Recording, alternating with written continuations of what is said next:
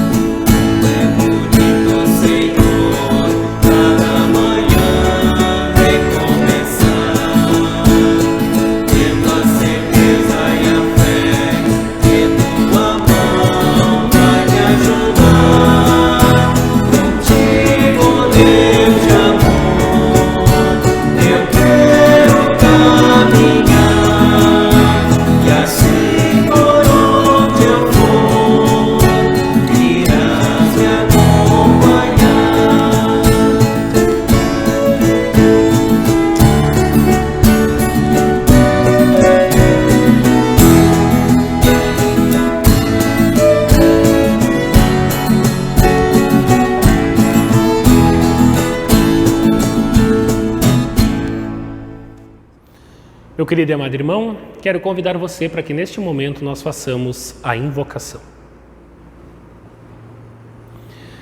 Amado Deus, aqui estamos para iniciar mais um culto em Tua honra e louvor. Em nome do Santo e Triuno Deus, estamos reunidos como família da fé para engrandecer, bendizer e adorar ao Senhor de nossas vidas. Por isso iniciamos este culto em nome do Pai, do Filho e do Espírito Santo. Amém. Meu querido e amado irmão, sabendo da grande culpa que nós temos pelos nossos pecados e sabendo que nada somos sem o nosso bom Deus, nós queremos neste momento confessar os nossos pecados a Ele e pedir humildemente que Ele nos dê o seu maravilhoso perdão. Misericordioso Deus, assim como estamos, viemos diante de Ti para pedir que nos perdoes todos os nossos pecados que temos cometido até o presente momento. Tu conheces o nosso íntimo e sabes que de forma nós erramos e sabe como falhamos contigo em nossos pensamentos, palavras e ações. Perdoa-nos, Senhor, pois não temos nada para te oferecer. Olha para nós através dos méritos de Jesus, pois é nele que confiamos e entregamos toda a nossa vida a Ti. Em nome do nosso Salvador que nós te pedimos. Amém. Diante desta confissão e pela ordem de Cristo Jesus, eu, como ministro do Santo Evangelho chamado e ordenado, eu tenho o prazer de anunciar a graça de Deus. Perdoados estão todos os teus pecados, em nome do Pai, e do Filho, e do Espírito Santo. Amém. Vá em paz, o Senhor é contigo. A leitura do Salmo para o nosso culto de hoje nós encontramos no Salmo de número 25, do versículo 1 até o versículo 10, onde lemos assim: Ó Senhor Deus, a Ti dirijo a minha oração. Meu Deus, eu confio em Ti, salva-me da vergonha da derrota. Não deixes que os meus inimigos se alegrem com a minha desgraça. Os que confiam em Ti não sofrerão a vergonha da derrota, mas serão derrotados os que sem motivo se revoltam contra Ti. Ó Senhor, ensina-me os Teus caminhos, faze com que eu os conheça bem. Ensina-me a viver de acordo com a Tua verdade, pois Tu és o meu Deus, o meu Salvador. Eu sempre confio em Ti. Ó Senhor, lembra da Tua bondade e do Teu amor, que tens mostrado desde os tempos antigos. Esquece os pecados e os erros da minha mocidade. Por causa do Teu amor e da Tua bondade, lembra de mim, ó Senhor Deus. O Senhor é justo e bom, e por isso mostra aos pecadores o caminho que devem seguir. Deus guia os humildes no caminho certo e lhes ensina a sua vontade. Ele é fiel e com amor guia todos os que são fiéis à sua aliança e que obedecem aos seus mandamentos. Até aqui a leitura do Salmo, palavras do nosso Senhor. Amém.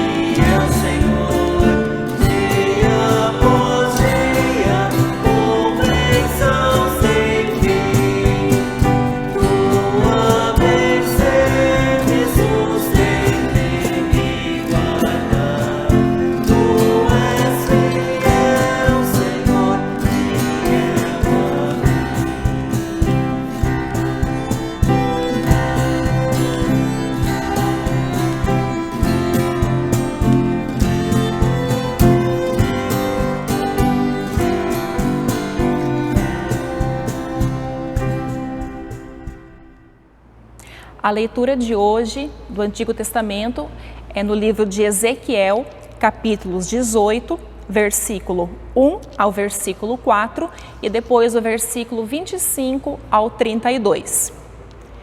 Ezequiel 18, versículo 1, onde diz: O Senhor me disse o seguinte: Por que será que na terra de Israel o povo vive repetindo o ditado que diz: Os pais comeram uvas verdes, mas foram os dentes dos filhos que ficaram ásperos? Juro pela minha vida, diz o Senhor Deus, que vocês nunca mais repetirão esse ditado em Israel, pois a vida de todas as pessoas pertence a mim. Tanto a vida do pai quanto a vida do filho são minhas. A pessoa que pecar é que morrerá. Versículo 25. Mas vocês dizem: o que o Senhor faz não está certo. Escutem aqui, israelitas. Vocês pensam que o meu modo de fazer as coisas não está certo? Pois o modo de vocês é que não está. Quando um homem direito para de fazer o bem e começa a fazer o mal, e então morre, ele morre por causa do mal que praticou. Quando um homem mau para de pecar e faz o que é certo e bom, ele salvou a sua vida. Ele compreendeu o que estava fazendo e deixou de pecar. Por isso, é certo que ele não vai morrer, mas continuará a viver. E vocês, israelitas, dizem: o que o Senhor faz não está certo. Vocês pensam que o meu modo de fazer as coisas não está certo, não é? Pois é o modo de vocês que não está. Agora eu, o Senhor Deus, estou dizendo a vocês, israelitas, que vou julgar cada um pelo que tem feito. Arrependam-se de todo o mal que estão praticando e não deixem que os seus pecados os destruam. Abandonem todo o mal que vêm fazendo e criem dentro de vocês mesmos um coração novo e uma mente nova. Israelitas, por que vocês querem morrer? Eu não quero que ninguém morra, diz o Senhor Deus. Portanto, parem de pecar e vivam. Até aqui a leitura do Antigo Testamento. A leitura da epístola está registrada em Filipenses capítulo 2, versículos 1 a 4, e depois versículos 14 até o 18, onde lemos: Por estarem unidos com Cristo, vocês são fortes. O amor dele os anima e vocês participam do Espírito de Deus. E também são bondosos e misericordiosos uns com os outros. Então peço que me deem uma grande satisfação de viver em harmonia, tendo um mesmo amor e sendo unidos de alma e mente. Não façam nada por interesse pessoal ou por desejos tolos de receber elogios, mas sejam humildes e considerem os outros superiores a vocês mesmos. Que ninguém procure somente os seus próprios interesses, mas também os dos outros. Versículos 14 a 18. Façam tudo sem queixas nem discussões, para que vocês não tenham nenhuma falha ou mancha. Sejam filhos de Deus, vivendo sem nenhuma culpa no meio de pessoas más, que não querem saber de Deus. No meio delas, vocês devem brilhar como as estrelas do céu, entregando a elas a mensagem da vida. Se agirem assim, eu terei motivo de sentir orgulho de vocês no dia de Cristo, pois isso mostrará que todo o meu esforço e todo o meu trabalho não foram inúteis. Talvez o meu sangue, isto é, minha vida, seja apresentado como oferta junto com o sacrifício que vocês, por meio da sua fé, oferecem a Deus. Se isso acontecer, ficarei contente e me alegrarei com todos vocês. Do mesmo modo, vocês também devem ficar contentes, se alegrar comigo.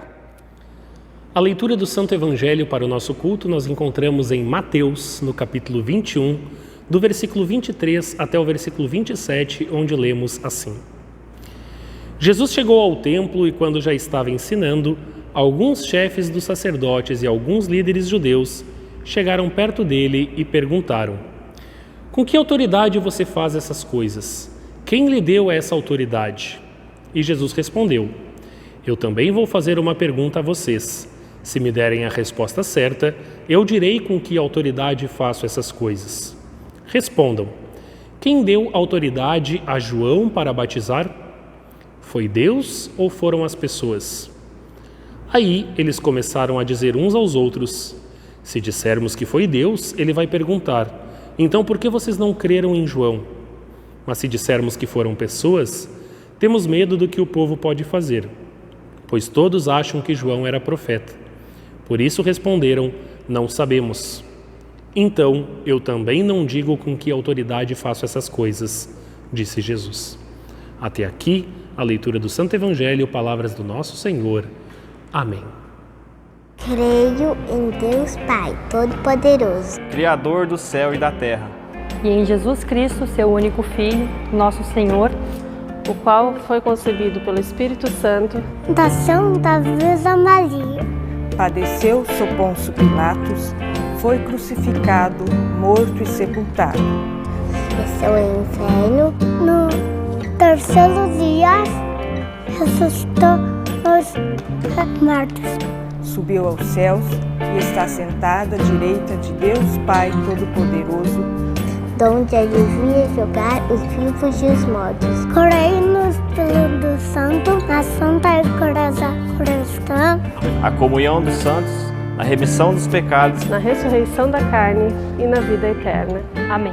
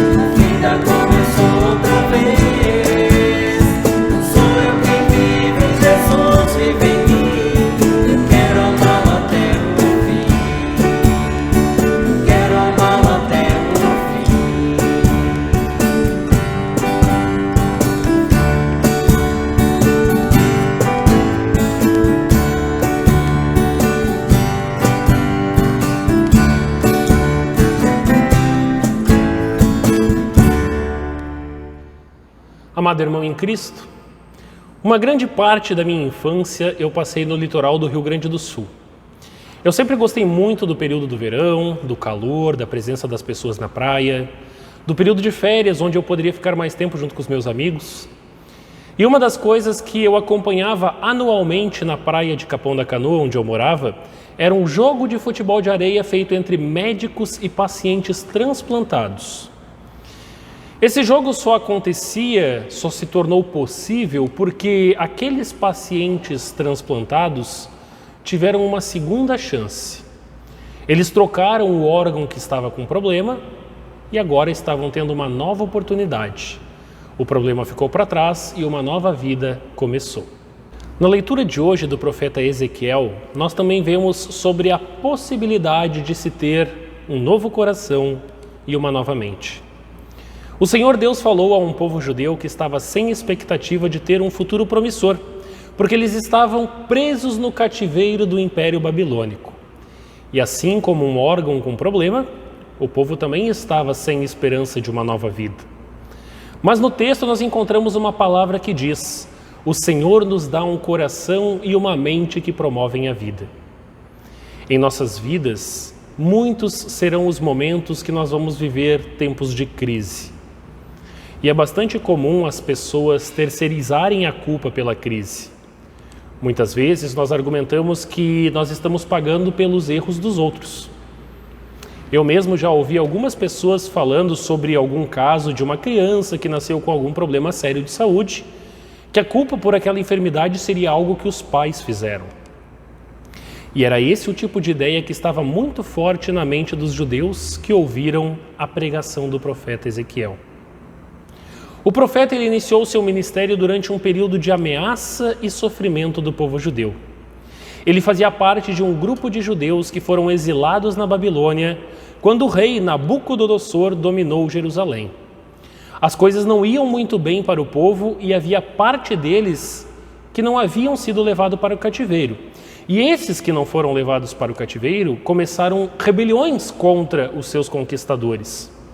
O que aconteceu? Isso resultou numa reação violenta do Império da Babilônia, 10 anos depois, quando o exército voltou a atacar Jerusalém, só que dessa vez não deixou pedra sobre pedra. Matou muita gente e acabou levando mais um grupo como prisioneiros para o cativeiro. Ao analisarem a sua terrível situação, os judeus então começaram a questionar Deus. Eles diziam que Deus foi injusto com eles ao permitir toda aquela desgraça. E muitos se perguntavam: poxa vida, será que Deus é um Deus que castiga? Ou será que de fato Ele é mesmo um Deus misericordioso? Então circulava entre o povo um ditado que era muito conhecido, que eles usavam para se auto-justificar, culpando os antepassados e o próprio Deus. Eles diziam assim: os pais comeram uvas verdes, mas foram os dentes dos filhos que ficaram ásperos. Isso, na ótica deles, eles estavam pagando a conta dos pais que não andaram conforme os caminhos de Deus. Os seus antepassados pecaram terrivelmente e agora quem deve pagar o preço dos pecados são eles, os filhos. Este entendimento equivocado sobre a justiça de Deus se fundamentava sobre uma compreensão errada dos textos bíblicos, como, por exemplo, lá em Êxodo capítulo 20, versículo 5, onde é dito que a iniquidade dos pais será visitada nos filhos até a 4ª geração. Esse tipo de entendimento é típico dos seres humanos quando se vê em meio ao sofrimento. É normal jogar a culpa no outro. Os discípulos de Jesus também pensavam um pouco assim. Também pensavam algo parecido com relação aos seus antepassados. E isso fica evidente quando eles perguntam a Jesus: mestre, por que este homem nasceu cego? Foi por causa dos pecados dele ou por causa dos pecados dos pais dele? Então eles também não entendem que Deus queria, na verdade, alertar as futuras gerações que, se caso não se arrependessem e não reconhecessem a Deus como seu Rei e Senhor, consequências teriam. O desejo de culpar os outros pelas suas próprias faltas é algo que se encontra profundamente enraizado na mente do coração humano desde a queda.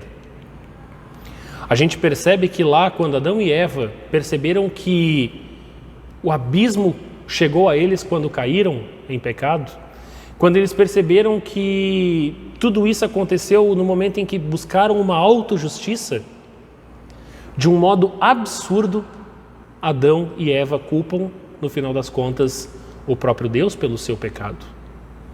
Quando não se tem uma compreensão adequada do que é o pecado, quando não entendemos o que é o pecado original, quando o pecado muitas vezes é visto mais como um erro que aconteceu, um deslize, é fácil de se evitar a responsabilidade pessoal sobre o seu pecado. E com esta mensagem de Ezequiel, Deus está chamando cada pecador para que assuma a sua própria responsabilidade. Deus diz: a pessoa que pecar é que morrerá. Ninguém vai pagar pelos pecados dos outros diante de Deus. E o Senhor Deus já havia esclarecido esse aspecto da sua justiça, quando ele mandou Moisés dizer aos seus antepassados no deserto: os pais não serão mortos em lugar dos filhos, e nem os filhos em lugar dos pais. Cada qual será morto pelo seu pecado. E Deus repetiu isso agora por meio do profeta Ezequiel. Aquele que peca é que morre. O filho não vai sofrer por causa dos pecados do pai, e nem o pai por causa dos pecados do filho. É claro que existem atitudes pecaminosas que trazem consequências na forma de sofrimento para os pais por causa dos seus filhos, ou então nos filhos por causa dos seus pais. Nós sabemos que é por causa da rebeldia e teimosia que muitas famílias sofrem com os seus filhos. A gente sabe quantas famílias aí sofrem com problemas por causa de drogas na vida dos seus filhos, por uma gravidez indesejada, por alguma situação que o filho tenha se envolvido que acaba gerando uma punição, às vezes uma prisão, às vezes algo ainda pior. E os pais sofrem com as atitudes dos seus filhos. Assim como também existem muitos filhos que sofrem com as atitudes dos seus pais. Um exemplo disso pode ser uma família onde algum dos pais pode ser um alcoólatra, ou então a violência doméstica acontece dentro do lar. A família inteira sofre por causa dessas consequências. Quando um dos pais busca um relacionamento fora do casamento, isso também é algo que acaba destruindo a sua família. Quando alguns dos pais têm algum tipo de vício, isso vai influenciar diretamente na vida dos seus filhos e de todos os membros da sua família. Eu estou trazendo apenas alguns exemplos para mostrar como o pecado age sim na vida dos filhos, isso traz consequência aos pais, e age na vida dos pais e traz consequência na vida dos filhos. Mas com relação à prestação de contas diante de Deus, não há consequência dos pecados de um para com o outro. Cada pecador é responsável pelos seus atos. Cada pecador que não quer se arrepender, não quer mudar a sua vida, este irá responder pessoalmente diante de Deus. O apóstolo Paulo, na segunda carta aos Coríntios, no capítulo 5, versículo 10, ele diz: porque todos nós temos de nos apresentar diante de Cristo para sermos julgados por Ele, e cada um vai receber o que merece de acordo com o que fez, de bom ou de mal, na sua vida aqui na terra. A responsabilidade, mesmo se porventura alguém tenha me induzido a pecar, como foi o caso do Adão e da Eva, que a cobra os induziu, a responsabilidade é sempre pessoal. Ela é própria, ela é daquela pessoa que peca, daquela pessoa que não se arrepende e nem crê na promessa de Deus em Cristo Jesus. É por isso que aquele ditado dos judeus é repreendido pelo próprio Deus. E é por isso que o chamado ao arrependimento do profeta Ezequiel é urgente, é intenso, é reforçado pela repetição, o arrepender. O arrepender que Ezequiel nos traz envolve contrição, envolve a fé na promessa da redenção em Cristo Jesus. E é somente esta fé no Redentor Jesus que libertará alguém do seu pecado. Deus disse isso aos judeus, Deus deixou bem claro quando falou: a verdade os libertará, e se o Filho os libertar, vocês serão de fato livres. Por causa da sua promessa de redenção, Deus se revela fiel, se revela amoroso. Ele chama o seu povo de volta para si mesmo. Deus lembra a todos que por isso que a sua justiça se manifestará quando Ele perdoar os pecados daqueles que estão arrependidos. E é por isso que lá no versículo 31 há um apelo insistente: israelitas, por que vocês querem morrer? Por que tem esse desejo? Uma mudança total de atitude, da arrogância e da autojustiça para a humildade e a submissão de Deus, é o que o Senhor espera de cada um de nós, é o que o Senhor esperava do povo judeu e é o que o profeta Ezequiel tentava anunciar. O coração e o espírito são o centro da ação do pecado. É ali que deve acontecer essa mudança. É no coração e na mente.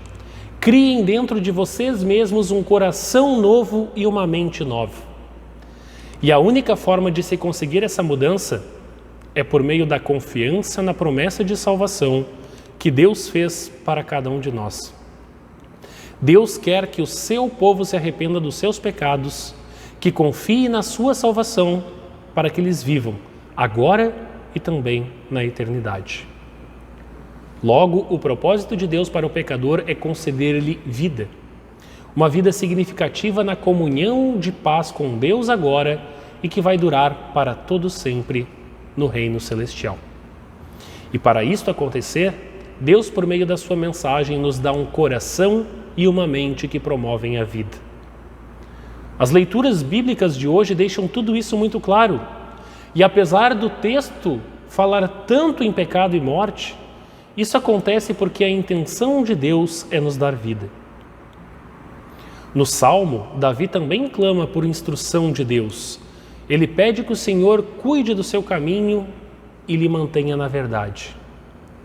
O rei Davi faz este pedido a Deus em plena confiança de que Deus é bom, amoroso e fiel às suas promessas. Deus é fiel em mostrar a sua misericórdia para todos aqueles que humildemente se arrependem dos seus pecados e voltam para Ele. O Evangelho de hoje também é um chamado ao arrependimento, porque Jesus faz menção ao batismo de arrependimento de João, a fim de mostrar ali aos sacerdotes e aos líderes judeus que o caminho de justiça era o caminho de um coração verdadeiramente arrependido, um coração que crê, de modo que os mais desprezados dentre as pessoas entrariam no reino dos céus antes daqueles que confiavam que o seu showzinho cristão de bom filho de Deus estava dando certo. A carta de Paulo aos Filipenses exorta a refletirmos a humildade da mente de Cristo por um modo de vida alegre e piedoso. Um modo de vida que só é possível ter através da luz do Evangelho. Portanto, é importante nos lembrarmos disso. O pecado é o problema mais sério que cada ser humano tem e não sabe como resolver. E não consegue resolver por si mesmo. Mas a justiça de Deus se revela no seu amor, na sua fidelidade, na sua bondade e na sua misericórdia para com todos nós. O que aconteceu com o povo na Babilônia, ao ver a sua situação miserável, foi culpar os outros, foi culpar a Deus, não ver que era o seu próprio pecado que estava ali e, finalmente, o pior de todos os erros, não se arrepender. Isso foi muito além dos limites da lei, porque eles pecaram terrivelmente. Mas ainda assim, Deus providenciou alguém para transplantar um novo coração neles e em nós. Alguém que deu a sua vida para que pudéssemos ter uma segunda chance. Este alguém foi o Messias, Cristo Jesus, que foi condenado com os maus, que foi tratado como se fosse um dos criminosos, para interceder por eles, pagando pelo pecado deles. Vejam o quão imenso é o amor de Deus. Um novo coração e uma nova mente é o resultado da fé nessa boa notícia que Deus nos trouxe em Cristo. Novo coração e nova mente nos direcionam a Deus e ao próximo. Não mais como acusadores que tentam justificar os seus próprios erros, seus fracassos, seus pecados, querendo derrubar outros como culpados. Mas nos direcionam a Deus e aos outros para uma vida com Jesus e uma vida para Jesus. O apóstolo Paulo nos diz também na segunda carta aos Coríntios, capítulo 5, ele morreu para todos os que vivem, não vivam mais para si mesmos, mas vivam para aquele que morreu e foi ressuscitado para a salvação deles. Deus, ele nos deu um novo coração e uma nova mente quando ele nos uniu consigo pela mesma fé em Jesus. E hoje ele nos renovou novamente com o seu perdão pela pregação da palavra.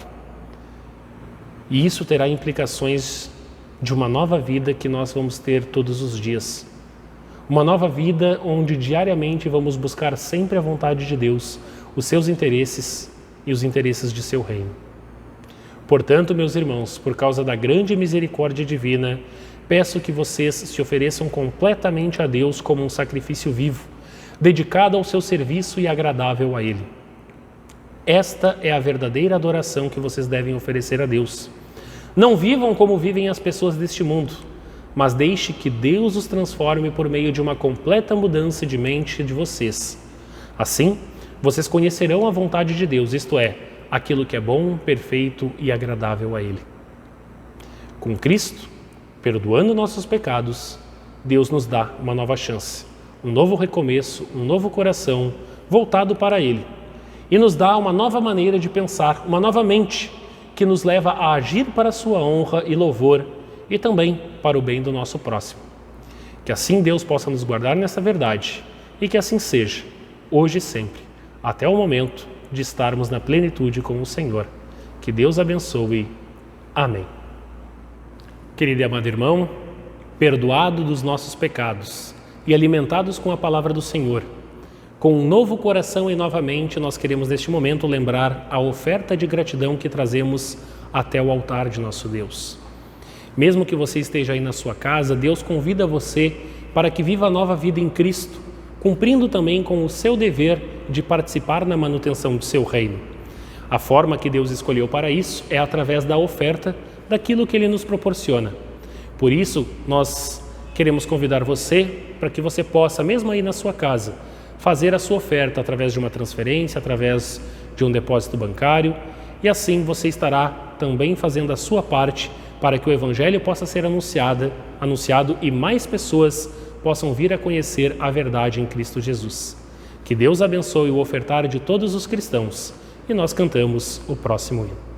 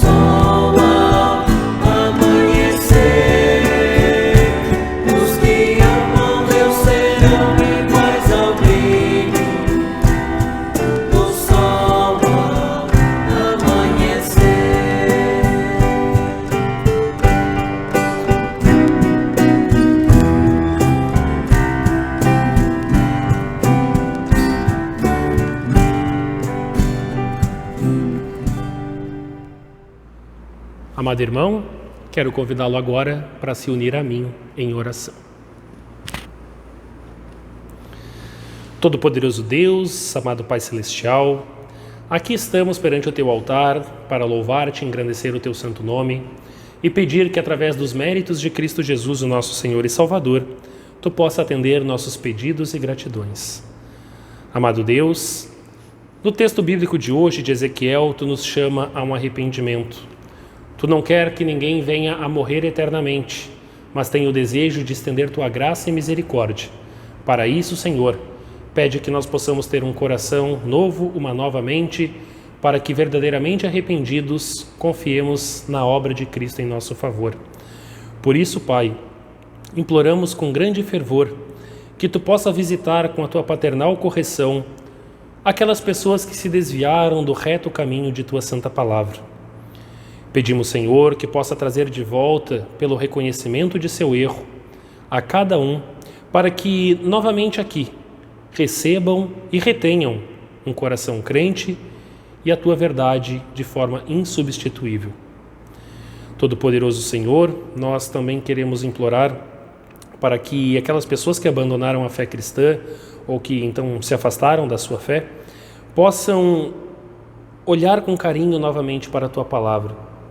Sabemos, Senhor, que também existem muitas pessoas que foram enganadas com doutrinas falsas e seguem caminhos diferentes. Pessoas que em seu viver talvez encontram dúvidas e que são tentados por pessoas do mundo a se corromperem distantes da Tua palavra.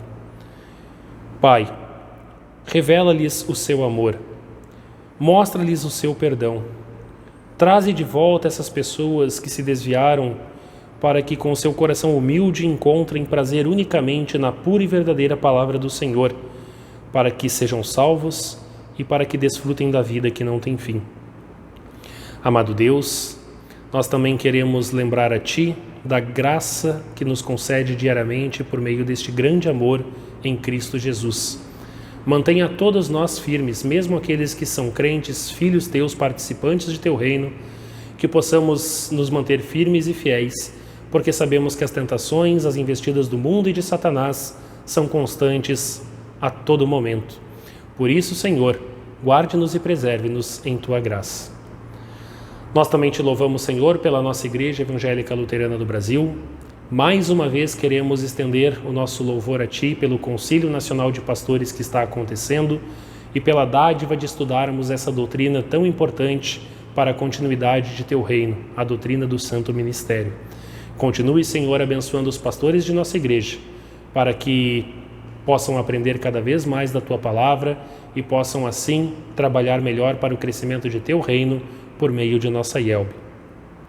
Amado Senhor, nós queremos louvar-Te e engrandecer-Te também pelas chuvas que chegaram em nossa região, chuvas que foram pedidas tanto em oração, e no tempo certo, Senhor, Tu enviaste a chuva do alto dos céus para molhar a terra, prepará-la para o plantio e amenizar também a seca que nós vínhamos enfrentando. Obrigado, Pai, por ser o Senhor da nossa natureza. Amado Senhor, nós oramos pela necessidade de todos os membros da nossa congregação Bom Jesus. Tu conheces o coração de cada um muito melhor do que nós mesmos, mas nós temos a certeza de que, ao nos unirmos em oração, uns pelos outros, pelas necessidades de cada um, Tu também, Senhor, estarás junto conosco para receber essa petição no alto trono celestial. E assim, amado Pai, tudo mais que deveríamos orar a Ti, nós queremos agora, todos os cristãos em uma só fé, orar a oração que Cristo Jesus nos ensinou, dizendo: Pai nosso que estás nos céus, santificado seja o Teu nome. Venha o Teu reino, seja feito a Tua vontade, assim na terra como no céu. O pão nosso de cada dia nos dá hoje e perdoa-nos as nossas dívidas, assim como nós também perdoamos aos nossos devedores. E não nos deixes cair em tentação, mas livra-nos do mal, pois Teu é o reino, o poder e a glória para sempre. Amém. Recebam todos a bênção do Senhor. O Senhor te abençoe e te guarde. O Senhor faça resplandecer o seu rosto sobre ti e tenha misericórdia de ti. O Senhor sobre ti levante o seu rosto e te dê a paz. Amém. Meus queridos e amados irmãos, estamos chegando ao final do nosso culto. Queremos agradecer a presença de cada um de vocês que esteve conosco, acompanhando este momento tão especial onde nós, família da fé, nos unimos. Que assim como eu falei no começo de nosso culto, possamos terminar este momento com novo coração e novamente, Que o Senhor abençoe você, sua família e a sua semana. Os avisos da Congregação Bom Jesus dessa semana são um pouco menores. Nós estamos na 5ª semana do mês, então um pouco menos de atividades. E as nossas próximas atividades então já entram no mês de outubro. Começando na sexta-feira, às 19h30, é a reunião de leigos que acontece no dia 2, então. E no próximo sábado, dia 3, às 19h30, nós temos o nosso culto presencial na Congregação Bom Jesus, indo ao ar um pouco antes também o nosso culto online. Que assim, então, Deus possa também preparar vocês para que, se possível, estejam presentes nessas atividades. Mais uma vez, uma boa semana e bênçãos de Deus a cada um. Finalizamos este momento de culto cantando o último hino.